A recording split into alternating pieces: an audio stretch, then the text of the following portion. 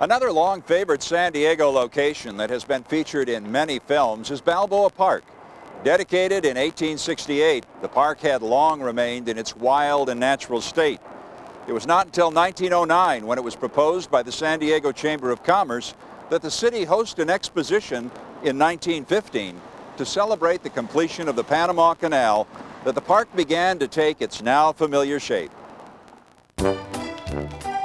The Chamber of Commerce believed the Panama California Exposition would provide both buildings for the park and international publicity for San Diego.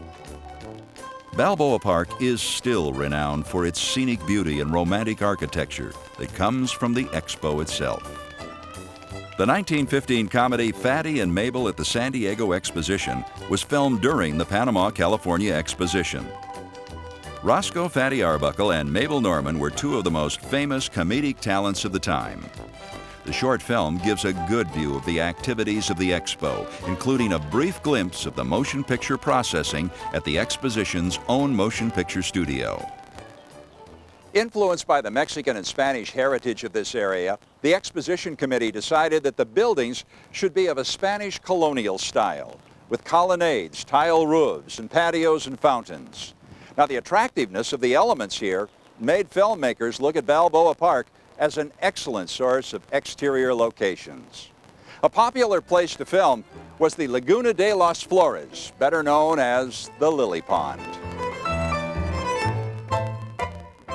The 1917 film 4917 is about a judge who sends his protege west to find people to inhabit an old mining town that he fondly remembers.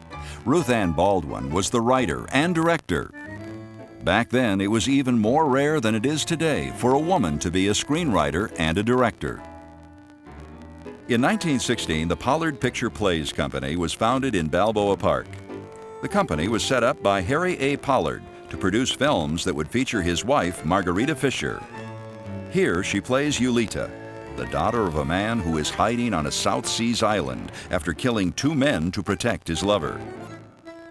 Pollard Picture Plays called Balboa Park home until the end of 1917, when the company folded due to financial and distribution problems. Balboa Park's exotic-looking Spanish colonial architectural style provided the perfect setting for a revolutionary South American republic. Several silent films use this to their advantage. Wallace Reed, a major star, came to San Diego in 1922 to act in The Dictator. Reed plays a taxi driver who ends up in the middle of a South American revolution, and as expected with any hero's role during the silent era, he helped save the day many times over. Alan Dwan returned to San Diego in 1919 to film Soldiers of Fortune, the story of a South American republic in turmoil that needs the help of an American miner to prevent a revolution. Many San Diegans were extras for the film's crowd scenes. Popular starlet Mary Pickford brought to San Diego the famous German director Ernst Lubitsch to direct her in Rosita. The story concerns a Spanish street singer who falls in love with an impoverished aristocrat. Mary Pickford tried to stop the film from being distributed because it was too much of a departure from her America's sweetheart persona. One of the earliest uses of Balboa Park as a South American republic was in the Americano. The Americano moves between Balboa Park and the coastline at La Jolla. The swashbuckling Douglas Fairbanks plays a mining engineer who goes in search of the daughter of a small republic's president. When he arrives, the president is in prison, and Fairbanks must save the day.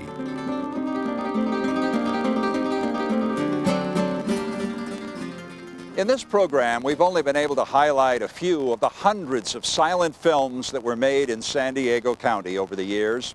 Unfortunately, many of those films have been forgotten or lost forever.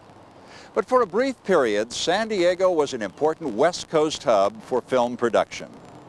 Much has changed over the years. Movies have learned to talk, and they are in color and widescreen.